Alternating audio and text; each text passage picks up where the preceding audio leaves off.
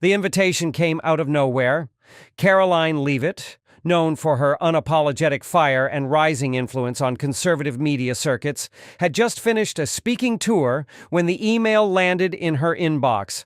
National Cultural Summit, keynote debate panel featuring Denzel Washington, Karoline Leavitt, Dr. Maya Grant, and more. At first, she thought it was a mistake. Denzel Washington, the legendary actor known for powerful roles and equally powerful opinions? What would he possibly gain from sharing a stage with someone the media still labeled as too young to take seriously?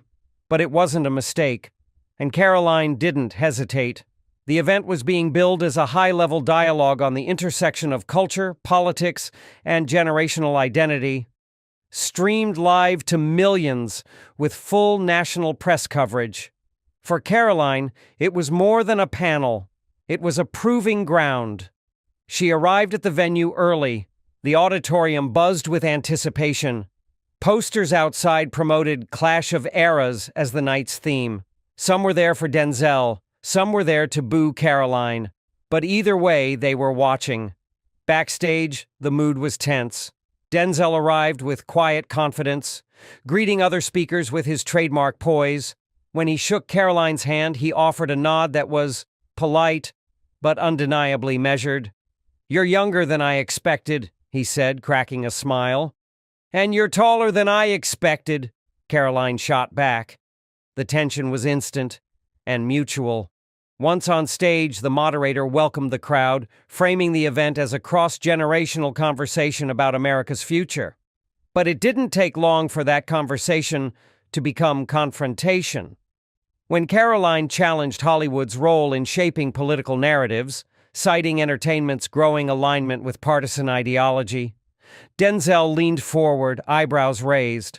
"Let me stop you right there," he said into his mic. "With all due respect, little lady, you don't yet understand the power of art. You're playing in a pool you've barely stepped into." The room shifted. Laughter rippled through parts of the audience. Karoline narrowed her eyes, not out of offense, but calculation. She waited for the moderator to regain control. She smiled, and then, calmly and clearly, she leaned into her own mic and said, "Did you just call me little lady on national television?" The crowd stilled. Even Denzel blinked. She continued, "That's cute. I was going to talk about media influence, but now we're going to talk about condescension and what it means when a man with Hollywood power tries to silence a woman with a voice just because he's uncomfortable with her facts." Gasps, applause, phones up, tweets flying. The real debate had just begun, and Karoline wasn't backing down. The moderator's face tightened into a diplomatic smile, clearly not expecting this kind of heat so early in the discussion. But it was too late. The energy in the room had shifted. The cameras zoomed in. The live stream comments exploded. Denzel adjusted his microphone and leaned back slightly, trying to recover the room's rhythm. "Look," he began with a slight laugh, "I wasn't trying to be disrespectful. I just think perspective matters, and with age comes experience." Karoline didn't miss a beat. "And with age sometimes comes arrogance," she replied, her voice cool but firm. "You may have experience, Mr. Washington, but that doesn't make your opinion more valid than the millions of young Americans who are told to sit down, shut up, and wait their turn." The audience was no longer passive. People were leaning forward in their seats. Even those who came for Denzel were now listening to Karoline. She wasn't cracking. She was rising. Denzel lifted his hands, offering a performative shrug. "So you're saying young people know more than the people who built the system?" Karoline turned toward him with purpose. "I'm saying young people see the cracks in the system because they weren't the ones who poured the cement." That line hit hard. A visible ripple ran through the panel. Dr. Maya Grant, seated between them, tried to steer the conversation back to the original theme, shared values in a divided culture, but it was no use. This wasn't just a panel anymore. It was a generational showdown, one that had burst wide open on live TV. Denzel, clearly not used to being publicly checked, tried to regain footing by calling Karoline's stance reactionary and fueled by social media attention. Karoline responded without blinking. "You've played heroes on screen, sir. I've stood for truth off screen. There's a difference." Gasps again. A few in the crowd began clapping. The moderator interjected, but neither was backing off. And then came the turning point. Karoline pulled a printed quote from her folder, a real one from a previous interview where Denzel had once said, "Don't confuse movement with progress." She held it up, looked at him directly. "You once said people run in circles thinking they're getting somewhere. But the truth is, some of us were never invited to run. We had to break the circle.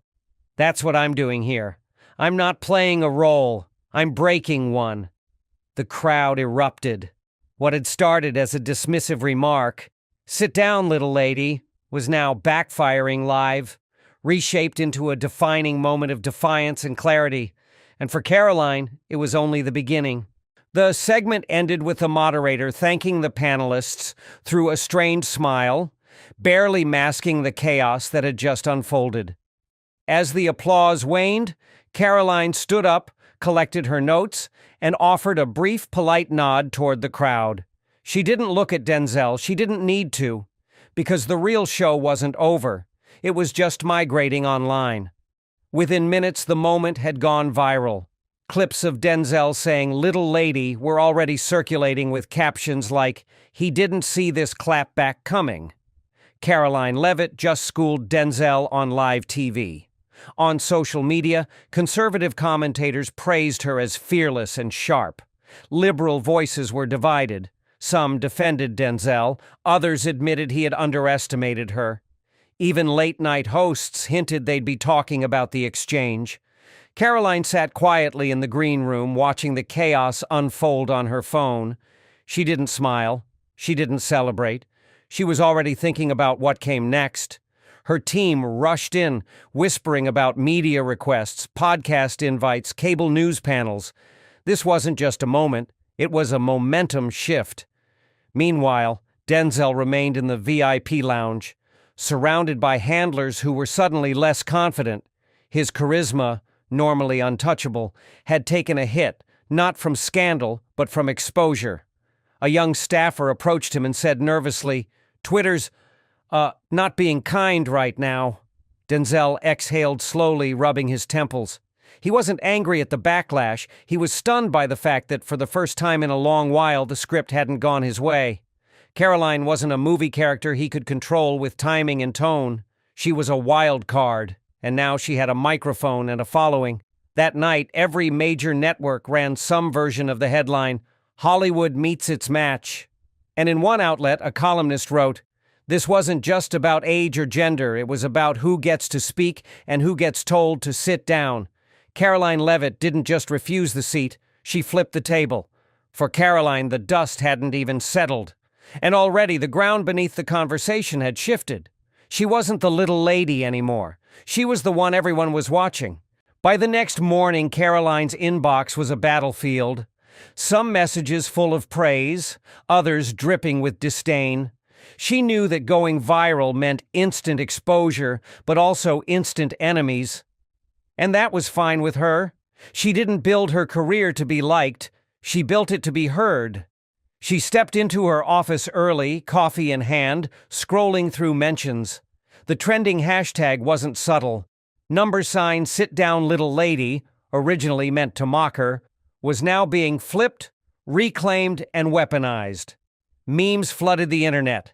Karoline photoshopped onto famous movie scenes with captions like, "She didn't sit, she stood." One popular tweet read, "You don't tell a woman to sit down unless you're afraid of what she'll say standing up." Meanwhile, Denzel's team was in full damage control. An early morning interview he gave tried to brush it off. "It was just a figure of speech. I respect her courage to show up." But for many, it was too little, too late. The phrase had landed wrong, and the tone had carried weight. This wasn't just about political ideology. It was about power, tone, and entitlement. Later that afternoon, Karoline sat down with a well-known conservative podcast host. The episode was titled, "I Stood," and I spoke. During the interview, she pulled no punches. What bothered me most wasn't the phrase, she said. It was the assumption behind it. That being young means you haven't earned a voice. That being direct makes you a brat. That being female makes you disposable. I've heard all those things before. He just put them in a sentence. The clip hit over 1 million views in hours, and just like that, she wasn't just the girl from the debate anymore. She was the woman who had stared down a cultural icon and refused to flinch. Meanwhile, Denzel's camp debated whether he should release a formal apology, but others advised against it. If you apologize, you legitimize her position, one advisor said. If you don't, you'll keep bleeding online, another countered. He chose silence. But silence in the digital age doesn't stop the noise. That week, Karoline was invited onto every major outlet, some to grill her, some to celebrate her. But all of them recognized one thing. She had shifted the balance. Not with a slogan, not with a campaign, but with one moment, one sentence and one refusal to stay quiet. And somewhere in the background, Denzel watched and learned a hard truth. Sometimes the real script gets written by the person you tried to silence. 3 days had passed, and the echo of Karoline's words still hadn't faded. Cable news panels continued to replay the exchange, dissecting tone, intent, and cultural impact like it was a State of the Union address. But behind the scenes, a shift was brewing, one that Karoline expected. When you speak too boldly, someone always tries to shut the mic off. On the fourth morning, her comms director rushed into her office, face pale. There's a letter. From the Diversity Council, Karoline raised an eyebrow. A letter? They're calling for your speaking engagements to be canceled, citing divisive conduct and age-inappropriate rhetoric. They claim you created a hostile environment for Denzel. Karoline blinked, then laughed, once. So now standing up for myself is hostile? The irony was almost laughable. The very people who preached inclusion and free expression were trying to deplatform her because she refused to play the obedient underdog. But Karoline didn't panic. She prepared. Within hours, she recorded a sharp, polished response, not from anger, but clarity. In front of a crisp backdrop and flanked by 2 American flags, she stared into the camera. I didn't insult anyone. I didn't scream, protest, or walk out. I simply refused to be dismissed. If that threatens someone's comfort, maybe it's their comfort that needs inspection, not my voice. She paused. You don't get to silence a woman just because she didn't clap for the narrative. The video racked up 3.7 million views in 12 hours. Support poured in, not just from conservatives, but from unexpected voices. Gen Z influencers, moderate feminists, even a few progressive writers who admitted, off-record, that Denzel had crossed a line. Meanwhile, Denzel's publicist issued a vague statement about mutual respect and misunderstood tone. But the damage was done. Every attempt to paint Karoline as immature or reactive only highlighted the truth. She had been calm, articulate, and unapologetically strong, and she wasn't backing down. That night, she took the stage at a youth summit, scheduled before the debate, now transformed into something electric. The crowd rose before she even spoke. She stood at the podium, eyes sharp. They told me to sit down. I stood. They tried to cancel me. I showed up louder. Let me be clear on if they think this ends with a hashtag, they haven't met me yet. Thunderous applause. Karoline wasn't just surviving the moment. She was owning it. And every day the story stayed alive, it shifted from debate drama to something more dangerous for her critics. Momentum. The energy in the room was electric, but it wasn't hype. It was hunger. Young conservatives, moderates, even curious independents filled the auditorium. They weren't just there to hear Karoline speak. They were there because she had become something rare in modern politics. A voice that didn't blink. That night she didn't need flashy rhetoric. She simply told the story. How a Hollywood legend tried to reduce her to a punchline.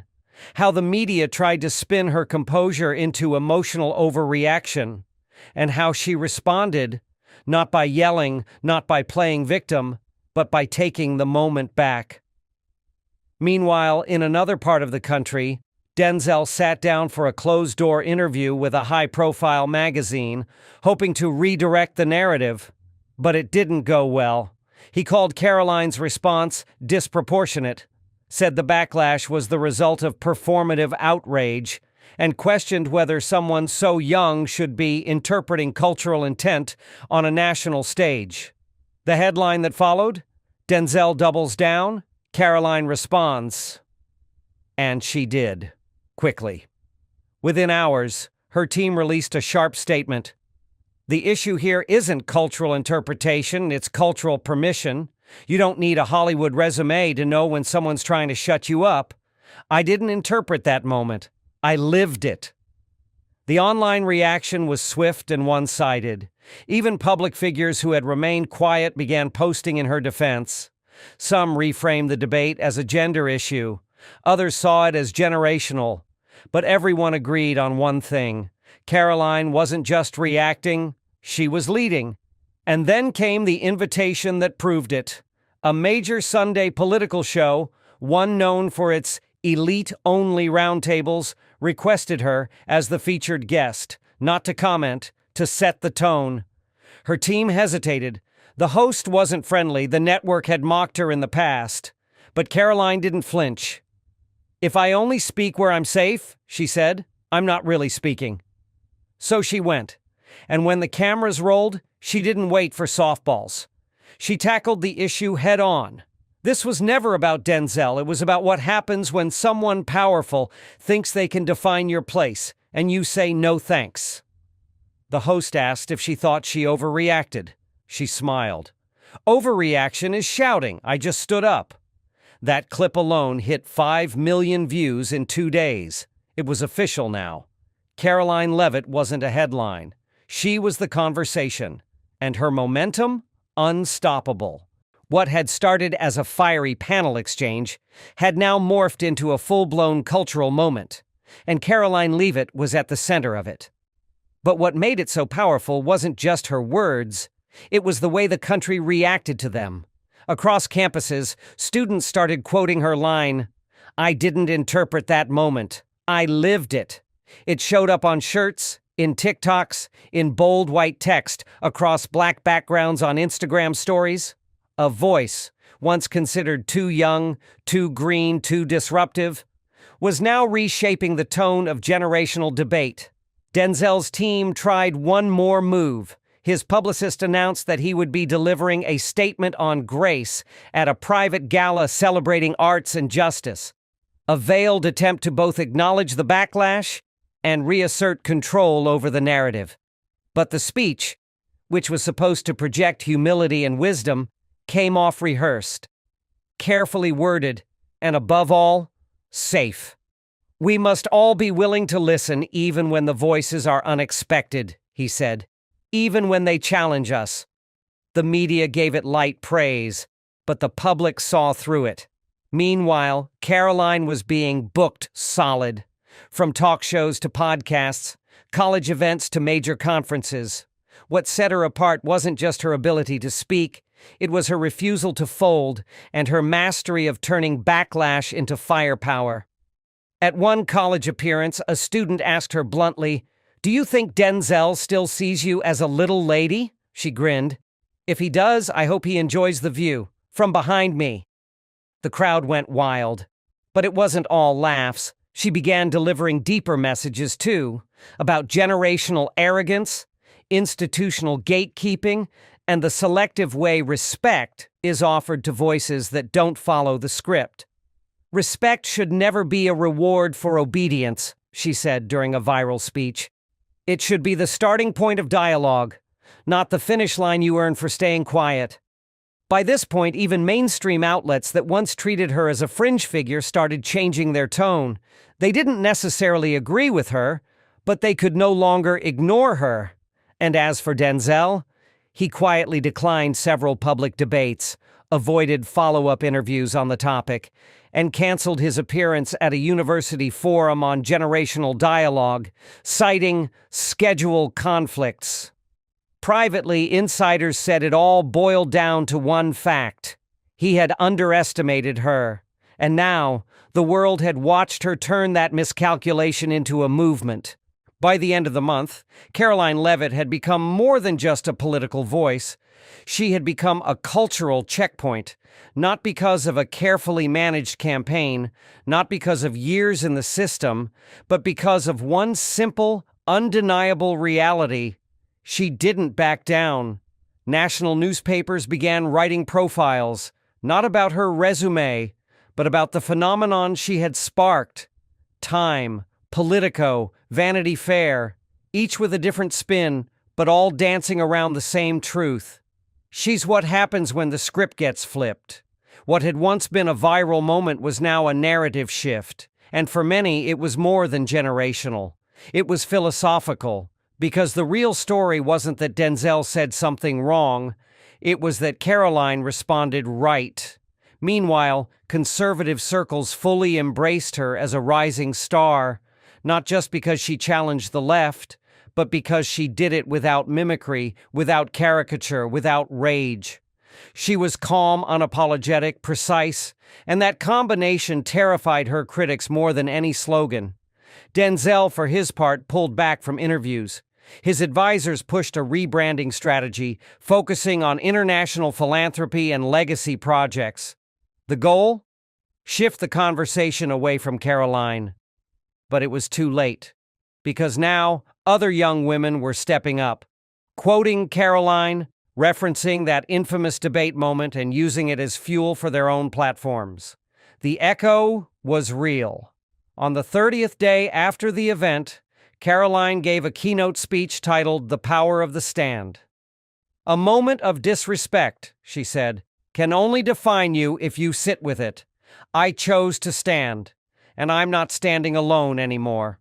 The room exploded. She didn't mention Denzel's name once. She didn't need to, because now this wasn't about him anymore. It was about a new kind of leadership, one that didn't need a title, a legacy, or approval, just a voice, and the courage to use it. As she walked off stage, her phone buzzed with a message from a woman she had never met, a schoolteacher from rural Iowa. "Thank you, I didn't know I was allowed to speak until I saw you refuse to sit." Karoline stared at the screen for a long moment, then locked it, lifted her chin, and walked into her next interview. The culture had shifted, and she was the one who moved it. Karoline's rise wasn't just enduring, it was accelerating. With every media appearance, speech, and post, her audience grew. But with growth came challenge. And this time, the pushback wasn't subtle. A group of Hollywood insiders launched a campaign called Restore Civility, a carefully branded initiative that, without naming her directly, accused new political voices of promoting confrontation over compassion. The press tried to spin it as a call for unity, but Karoline saw it for what it was, a reset attempt by the old guard. And at the center of it was Denzel, quietly funding the campaign through a foundation, hoping to reverse the tide without wading back into the storm. Karoline didn't wait to be named. She stepped forward. At a town hall in Charlotte, standing in front of a crowd that had waited in line for hours, she opened with surgical precision. When power speaks of civility, what it often means is compliance. They don't want peace, they want silence dressed in soft words. Gasps, applause, phones up, cameras rolling. "I'm not here to be sweet, I'm here to be clear." Within hours, the quote was everywhere, spliced over music, printed on shirts, blasted on social media by supporters and skeptics alike. And while the Hollywood crowd doubled down on their decency narrative, it backfired. Because people remembered what Karoline had actually done.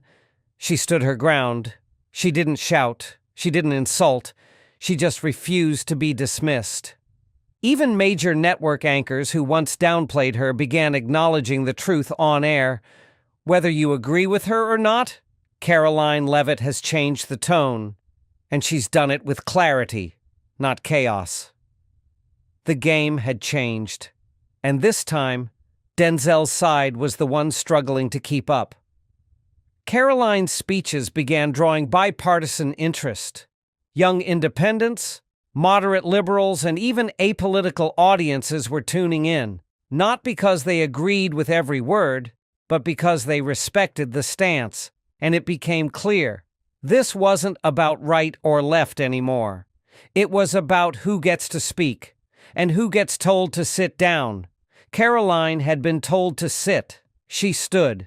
Now, she wasn't just defending that choice, she was inspiring others to do the same.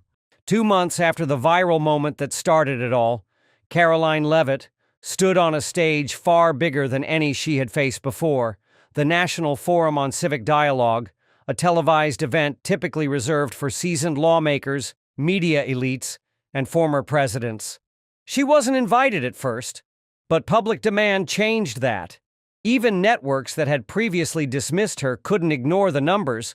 She was now pulling in more online engagement than most sitting senators. And unlike many, she wasn't being followed for controversy. She was being followed for conviction. She arrived in a navy suit, no notes, no entourage, just her voice. Across the table from her, surrounded by cameras and live streaming feeds, sat some of the most powerful figures in media and politics. And at the center, Denzel Washington. Yes, he came. Yes, he knew it was risky. But what no one knew was this. Karoline had requested it. She wasn't afraid of the moment. She had been built by it. The moderator asked the question everyone waited for. Ms. Leavitt, if you could revisit that moment when Mr. Washington told you to sit down, would you respond the same way? Karoline didn't blink. No. A pause. The room tensed. I'd respond sooner.